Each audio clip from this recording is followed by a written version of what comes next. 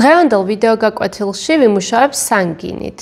დავხატავ რკინის ჭურჭელს და გასწავლით როგორ მიიღოთ ზოგადად რკინის ფაქტურა. ყველა ფაქტურას თავისი ხატვის წესი აქვს და ვეცდები რომ ნელ-ნელა ყველანაირი ფაქტურის ხატვის წესი გაგიზიაროთ. სანამ ხატვაზე გადავალთ, შეგახსენებთ თუ გსურთ ხატვა შეისწავლოთ სიღრმისეულად, გელოდებით ყველას ჩემს ხატვის სტუდიაში გამოხატეში, რომელიც მდებარეობს ვერაზე ჯანაშიას 4 ნომერში. გამოხატეში გვაქვს როგორც დიდების ჯგუფები, ასევე ბავშვების ჯგუფები. არანაირი ასაკობრივი შეზღუდვა ჩვენთან არ არის. შეუძლია მოვიდეს ნებისმიერ მსურველს და ხატვა ისწავლოს ნულიდან ძალიან გამარტივებული და ეფექტური მეთოდით. მოგწერეთ დეტალებისთვის ჩვენს პირად შეტყობინებაში Facebook-ზე ან Instagram-ზე. ასევე შეგახსენებთ გამოიწეროთ ჩემი არხი, რომ არ გამოტოვოთ ძალიან საინტერესო ვიდეო გაკვეთილები. კომენტარებში მომწერეთ თქვენთვის სასურველი კითხვები, რა გაინტერესებთ ხატვასთან დაკავშირებით, სამხატვრო მასალასთან დაკავშირებით. მოკეთ ნებისმიერი თქვენთვის საინტერესო თემა, მომწერეთ კომენტარებში და ვეცდები რომ ამომწურავად გიპასუხოთ და ასევე ჩავწერო ისეთი ვიდეოები, რომელიც თქვენ გაინტერესებთ. გადავიდეთ ახლა ხატვაზე. დღევანდელი ნახატისთვის დაგჭირდებათ ფანქარი, B არის ეს, ასევე სანგინა, ასევე მაქვს მეორენაირი სანგინა. შეგახსენებთ სანგინა არის ბუნებრივი საღებავი. ეს არის ერთი ცალი თეთრი ფანქარი და ერთი ცალი საშლელი, რომელსაც წვრილი წვერი აქვს და ძალიან კომფორტულია. ასევე დამჭირდება ბამბის ჩხირი და სათლელი. დღეს გამოვიყენებ ფორმოპლასტის საშლელს. თუ ესეთი საშლელი არ გაქვთ, შეგიძლიათ გამოიყენოთ ჩვეულებრივი საშლელიც. სანამ გადავალ ობიექტის დახატვაზე, რა თქმა უნდა, დაგჭირდება ესეთი ქაღალდის სარტყელი, რომელიც დამეხმარება, რომ ჩემი ნახატი იყოს სიმეტრიული. დავიწყოთ გაზომვით, უნდა ავიღოთ ცენტრის ხაზი პირველ რიგში. როგორც უკვე გითხარით, ვხატავ ჩაიდანს, რომელიც იქნება რკინის ფაქტურის. ესე იგი, სწორი ცენტრის ხაზი რო ავიღოთ, სარტყელით ავიღეთ ჯერ მთლიანი სიგანე ფურცლის, შემდეგ გადავკეცე შუაზე და ამითი ავიღე სად არის ზუსტად ის ნახევარი, შემდეგ მოვნიშნავ რამდენიმე წერტილს და უკვე ხელით ჩამოусმევ სწორ ხაზს. ზოგადად ხატვის დროს სასურველია რომ არ გამოიყენოთ სახაზავი.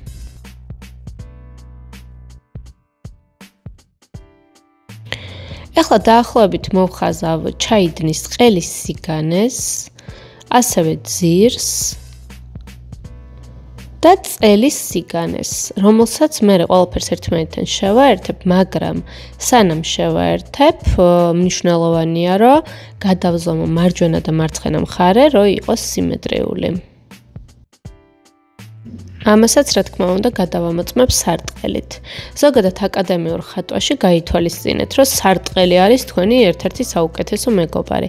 განსაკუთრებით, როცა მუშაობთ სიმეტრიულ ფიგურებზე, ვთქვათ, ნატურმორტებზე და ასე შემდეგ, აი ძალიან მნიშვნელოვანია, რომ სარტყელი გამოიყენოთ ძალიან ხშირად. და ბოლოს უკვე ბევრად მარტივი გახდება ესეთი სიმეტრიული ფიგურების ხატვა თქვენთვის.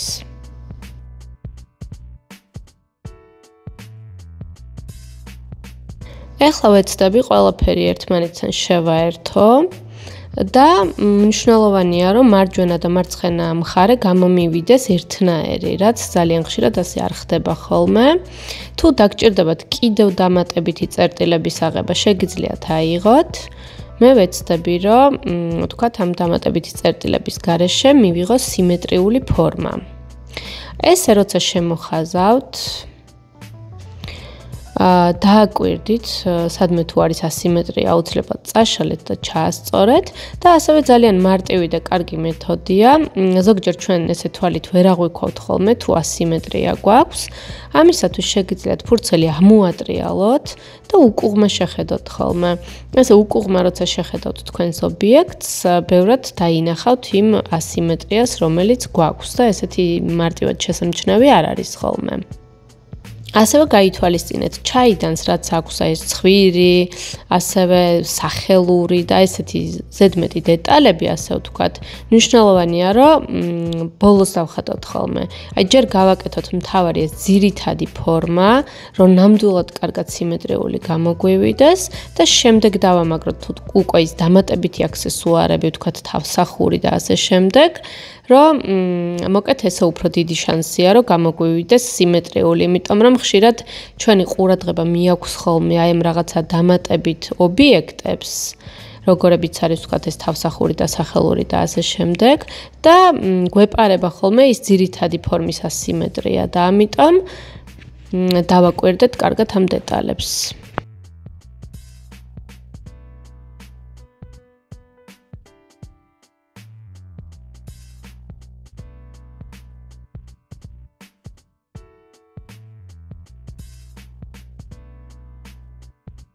ზოგადად გაითვალისწინეთ, რომ ნახატის ესე ტრიალი არ ითვლება აკადემიურ ფორმად, ასე ვთქვათ და არ არის ხოლმე რეკომენდირებული. უბრალოდ ვიდეოსთვის მე ხშირად მიწევს ხოლმე და ამიტომ ვატრიალებ.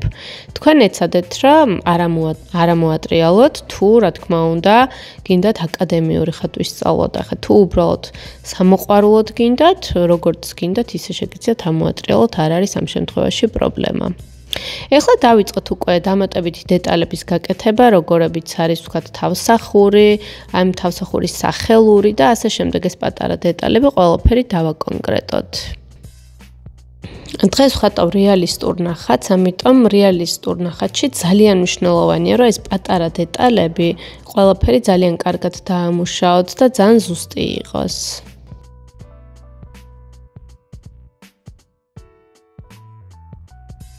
რა თქმა უნდა, პატარა დეტალებს ვერ გააკეთებთ, თუ კარგად არ გაქვთ გათლილი ფანქარი, ამიტომ აუცილებლად კარგად გათალეთ ხოლმე საკანცელერიო დანით თქვენი ფანქრები და ისე იმუშავეთ. დავამატოთ ახლა სახელურიც და შემდეგ უკვე დავიწყოთ დაჩრდილვა, როგორც გითხარით, დღეს ვიმუშავებ სანგინით.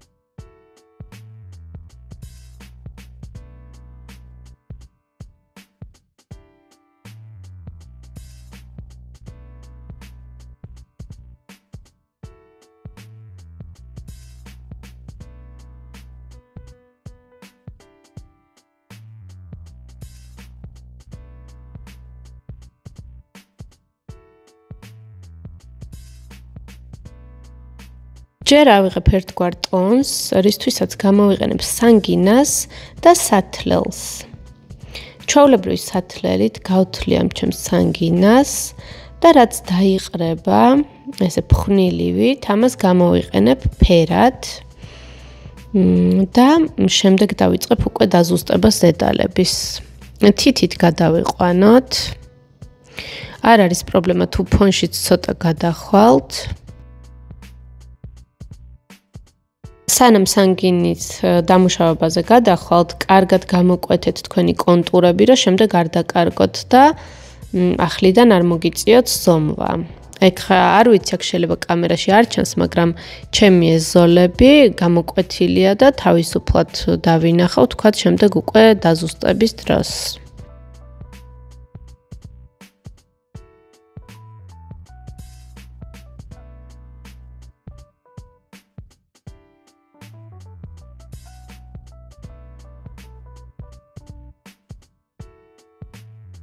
ცოტა ფონშიც გადავიტანოთ ეს ტონი, რომ რაღაც ესეთი გამოჭრელი არ იყოს და უფრო ბუნებრივ ნახატს მივიღებთ. მეტი ნაფშვენები შეგიძლიათ გადაყაროთ რამე სხვა ფურცელზე, რომ არ დაგესვაროთ შემდეგ უკვე თქვენი ნამუშევარი და გავაგრძელოთ ჩვენი ჩაიდნის ხატვა. ეხლა ავიღე კარგად გათლილი სანგინა. რომელიც ასე ვთქვათ, ესეთი ფანქრის ფორმით არის და პირველ რიგში დავაზუსტებ ჩემი ჩაიდნის კონტურს, რომ არ დავკარგო ფორმა.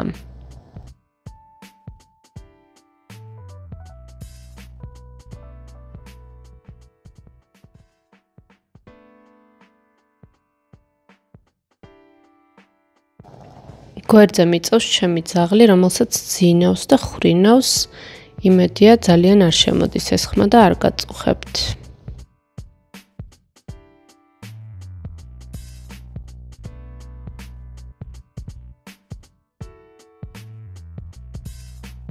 ვიდეო სპეციალურად არ ვაჩქარებ, რომ დააკვირდეთ, რამდენად შრომატევადია ეს ყველაფერი და რამდენად მნიშვნელოვანია, რომ ნელა აკეთოთ, რომ მიიღოთ სასურველი შედეგი.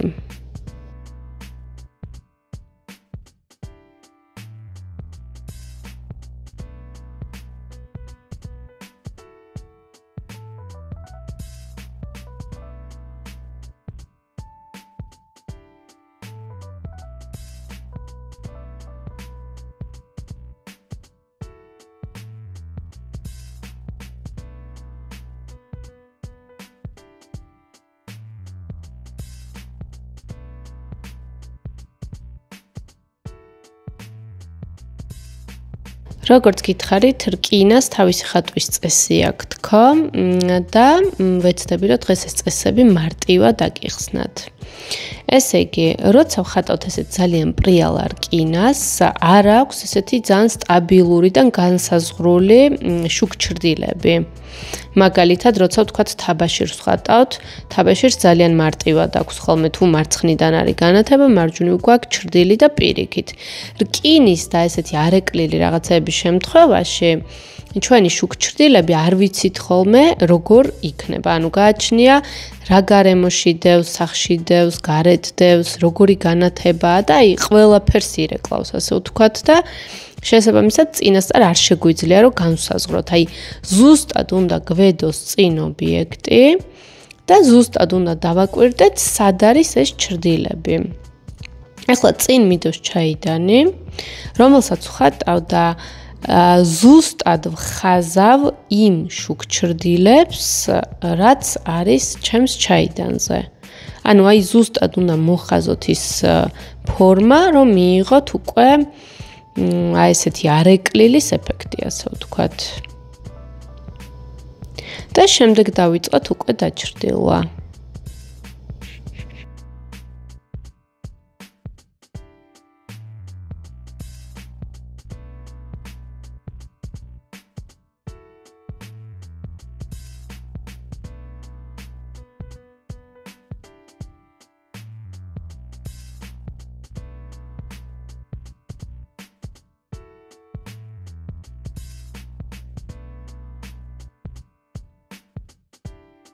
მოვხაზეთ ჩემი ჩაიდნის ანარეკლები და ახლა დავიწყოთ დაჩრდილვა. ესე იგი, ჯერ გავაკეთოთ სიმუქეები, შემდეგ გავაკეთოთ უკვე ნათელი წერტილები. ზოგადად რკინას ახასიათებს ხოლმე აი ძალიან რადიკალური შუქჩრდილები. მაგალითად, ძალიან მუქიდან შეიძლება უცებ ნახტომი იყოს ძალიან ღიაზე. და ესეთი ძალიან გამოჭრილი და გამოკვეთილი შუქჩრდილები აქვს. ვთქვათ თაბაშირისგან განსხვავებით. აი თაბაშირს აქვს ძალიან რბილი და ნაზი გადასვლები, აი შუშას და რკინას ახასიათებს ძალიან რადიკალური ესეთი უხეში შუქჩრდილები. ვთქვათ მუქი, შემდეგ ღია, მერე ისევ მუქი და ასე შემდეგ. ამიტომ მეც ესე უხეშად ვჩრდილობ პირდაპირ ესეთი ზოლად არის ეს ჩრდილი. ზედმეტი გრაფიტი, ამ შემთხვევაში ზედმეტი სანგინა, უფრო სწორედ შეგვიძლია გადმოვყაროთ ხოლმე რაღაც ცალკე ფურცელზე, რომ არ დაგვესვაროს ჩვენი ნახატი. ეხლა ვაკვირდები კიდე სად მაქვს ძალიან ესეთი უხეში სიმუქეები და ამ სიმუქეებს ჯერ ყველგან ავიღებ.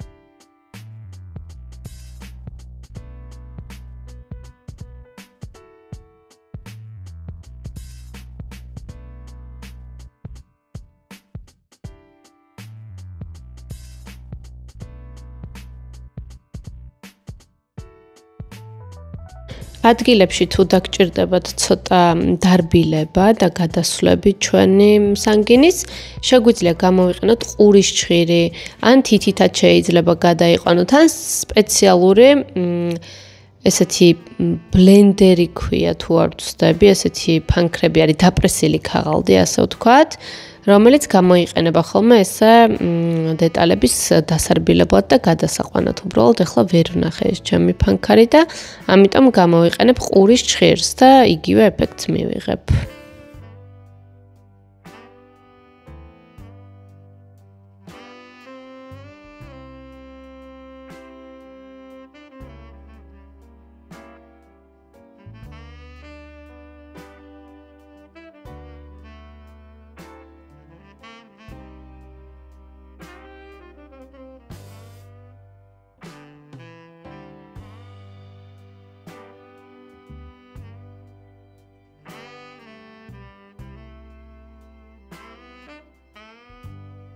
თუ ფიქრობთ, რომ ძალიან რთულია და არ გამოგივათ, მოკლედ უბრალოდ აიღეთ ფურცელი, ფანქარი ან ნახშირით შეგიძლიათ გამოიყენოთ თუ სანგინა არ გაქვთ და მიყევით აი ამ ვიდეოს და გააკეთეთ იგივე და მიხვდებით, რომ ძალიან მარტივია და იმდენად ისეთი რთული არ არის, რამდენადაც ჩანს ხოლმე ზოგადად ეს რკინები და შუშები.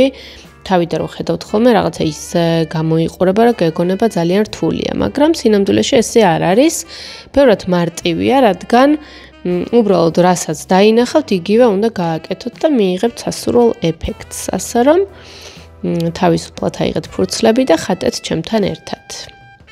ესე იგი, დააკვირდით, რომ აი დეტალებს ისე არ ვაკეთებ, რომ ჯერ თავსახური დავამუშავე, მერე რაღაცა ხელური და ასე შემდეგ. ყველგან გადავანაწილე ჩრდილები.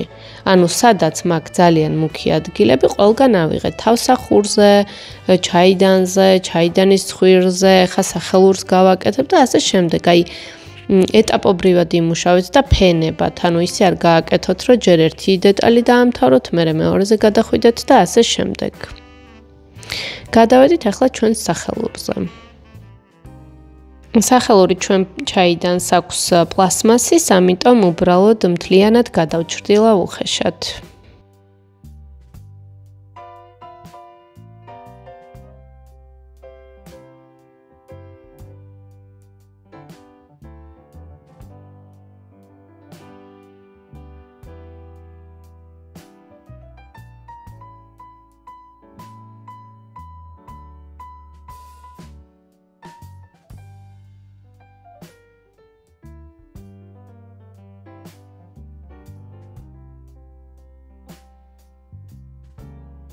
ახლა ავიღოთ ყურის ჩხირი და ადგილებში ესე გადავარბილებ ამ შუქ ჩრდილებს, რომ ადგილებში რბილი გადასვლები იყოს.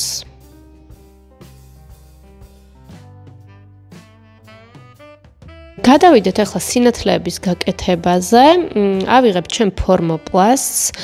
ფორმოპლასტი იმიტომ არის კომფორტულია ესეთი რაღაცაების დასახატად, რომ აი რა ფორმაზეც გინდა, იმ ფორმაზე ამოიღებ ჩრდილს და პლუს აი ძალიან მარტივად ერევა სანგინას. აი ჩვეულებრივ საშილს უფრო რამდენიმეჯერ ჭირდება გასმა და აი ეს ერთი დადებით ეგრევე ათეთრებს მარტივად ნათელ ადგილებს. როგორც გავაკეთე ჩრდილი, იგივე პრინციპით მივყვები ახლა სინათლეს და დავიწყებ ყველა განათებული ადგილის ამოთეთრებას. ეს ჩემი სინათლეები ადგილებში ძალიან წვრილია, ადგილებში ძალიან სქელია და მოკლედ თითქმის სულ სხვადასხვანაირი ბლიკები აქვს ჩვენს ჩაიდანს და ვეცდები, რომ ზუსტად იგივე გავიმეორო, რასაც ვხედავ. ფორმოპლასტ ადგილებში ძალიან ვაწვრილებ და ეს წვრილ დეტალებს უფრო მარტივად ვამუშავებ და მარტივად ვშლი.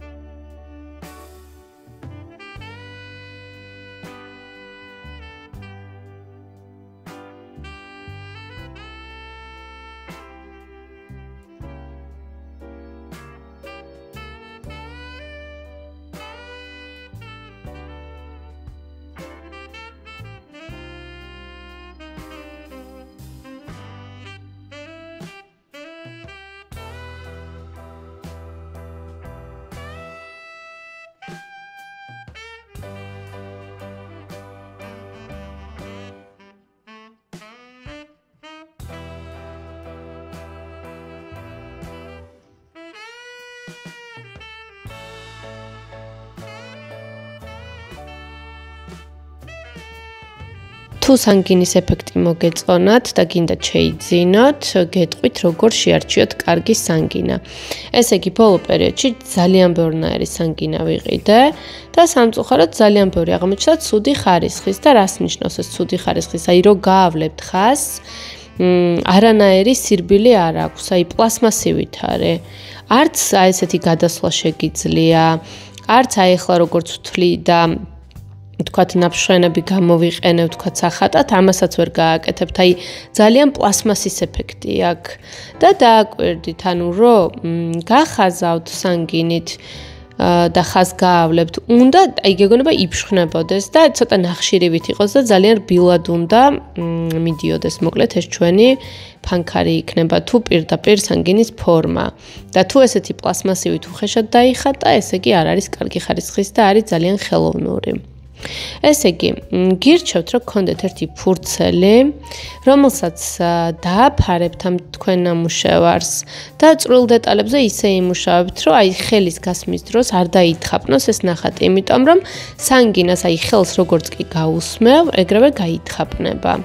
სასურველია, რომ ნახატს როცა დაამთავრებთ, როგორც ნახშირზე არის, ასევე სანგინას შევასხათ ლაკი, ან თმის ლაკი შეგიძლიათ, ან პასტელის ლაკი რო შეასხათ, რომ დაფიქსირდეს ეს ფერი და თქვათ აღარ გადავიდეს ერთმანეთში. ეხლა გადავედი უკვე მესამე ფენაზე, რაც ნიშნავს, რომ უნდა გამოვკვეთო ძალიან წვრილი დეტალები. გამოვუყვები ზემოდან და ყველაფერს ეს წვრილ დეტალებს, ბლიკებს, ჩრდილებს, რბილ გადასვლებს, ყველაფერს გავაკეთებ. ესე იგი, ეხლა ვიყენებ, როგორც გითხარით, თეთრ ფანქარს, რომელიც ძალიან კარგად იხატება ასევე სანგინაზე. და ვიყენებ ასევე საშლელს, რომელსაც აქვს ფანქრის ფორმა და წვრილ დეტალებზე ესეც ძალიან კარგად მუშაობს და ძალიან კომფორტულია.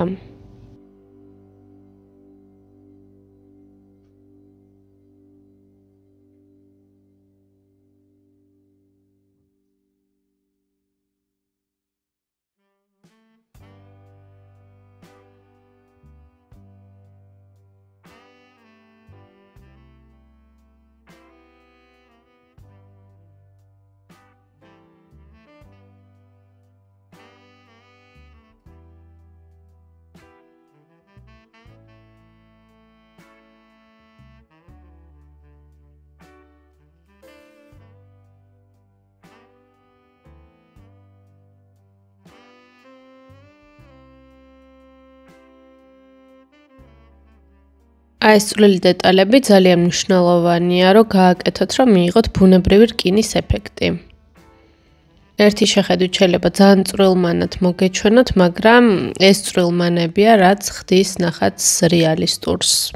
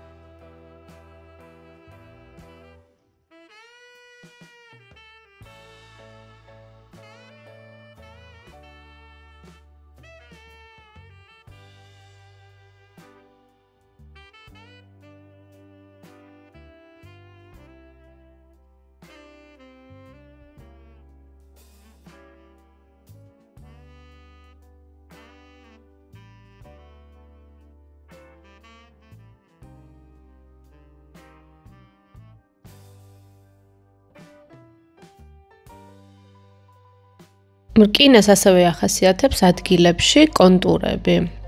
ოღონდ რაღაცნაირი კონტურები არის, აი მსხვილხაზოვანი და შემდეგ ძალიან თხელხაზში გადადის. ანუ ესეთი ჩვეულებრივი რუტინული, ასე ვთქვათ, კონტური არ არის. აი რაღაცნაირია თითქოს თან კონტური არის, თან გადადის რაღაცა სხვა ტონალობაში. ადგილებში დავარბილოთ ჩვენი შუქჩრდილები ბამბის ჭხირით.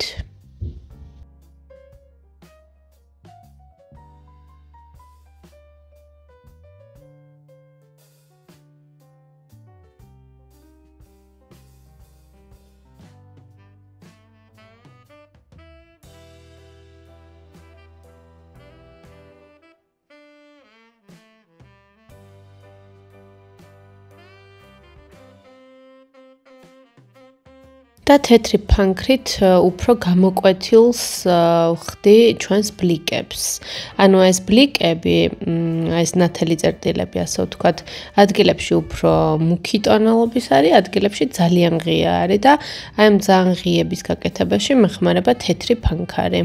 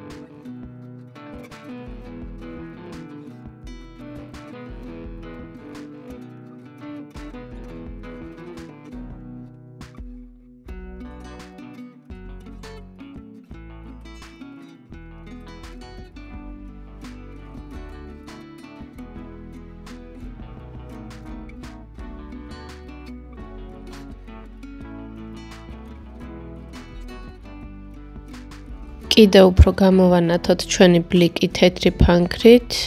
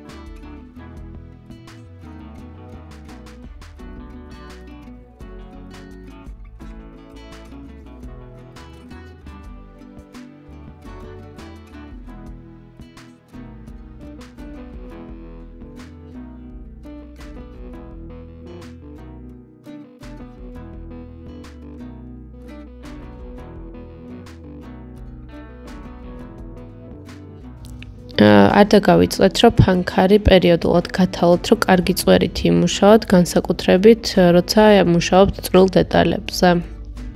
სანგინისთვის არ გამოიყენოთ საკანცელერიო დანა, რადგან ძალიან ესეთი ფხვიერი გული აქვს, ასე ვთქვათ, და გამოიყენეთ ესეთი ჩვეულებრივი ფანქრის სათლელი. გავაკეთოთ ახლა ჩვენი ჩაიდნის ცხვირი, რომელიც ასევე ძალიან გამოკვეთილი არის.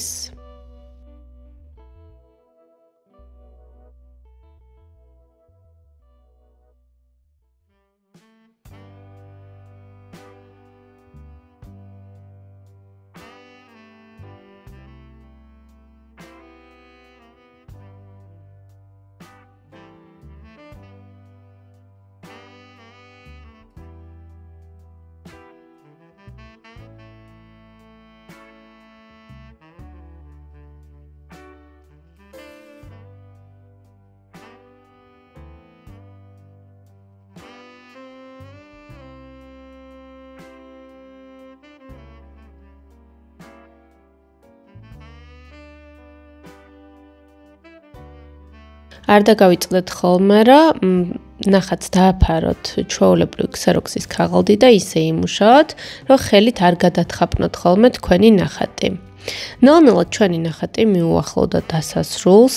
მგონი ძალიან საინტერესო ვიდეო გაკვეთილი იყო, იმედია მოგეწონათ და დახატეთ, აუცილებლად მომწერეთ დამატებითი კითხვები თუ რამე ვერ გაიგეთ. ასევე კომენტარებში მომწერეთ, რა გინდათ რომ მომავალ ვიდეო გაკვეთილში დავხატოთ და ზოგადად რისი ხატვის სურვილი გაქვთ და რა გაინტერესებთ და რისი სწავლა გინდათ და ვეცდები რომ ყველაფერი გავითვალისწინო.